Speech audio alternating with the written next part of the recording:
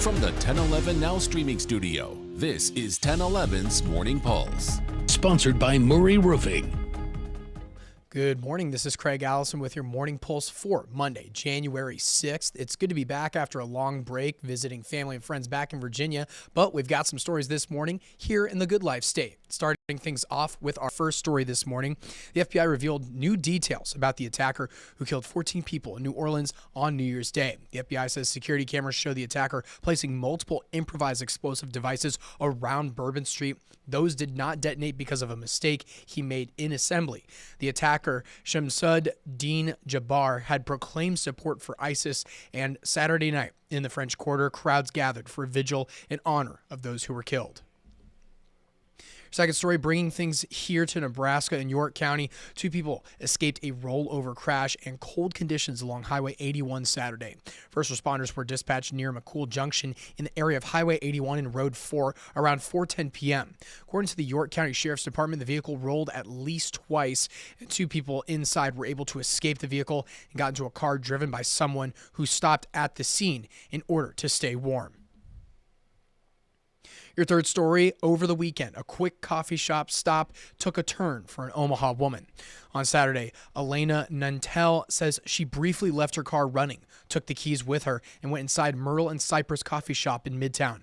But when she came back out, someone took off with her vehicle and her 7-year-old pit mix, carted in one of the back seats. The dog, Sonic, is microchipped, but that doesn't have a GPS. So, of course, a reminder to never leave your car unlocked or on while unattended.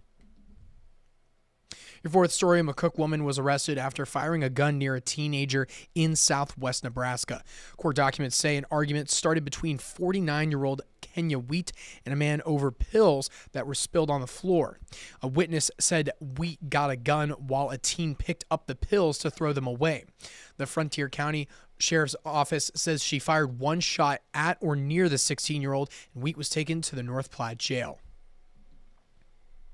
Wrapping things up with your final story, the People's City Mission is among many working to meet winter needs for the homeless. Pastor Tom says winter is their busiest season, due partly to their policy to not turn anyone away at freezing temperatures. Shelter is built to house around 250 overnight and currently has more than 350. Both those with Matt Talbot and the mission say the best way to help is to donate winter gear, from hand warmers to sleeping bags. Those donations can be dropped off at either building. That is your Morning Pulse for this Monday morning, and we'll wrap things off with a look at your 7-day forecast.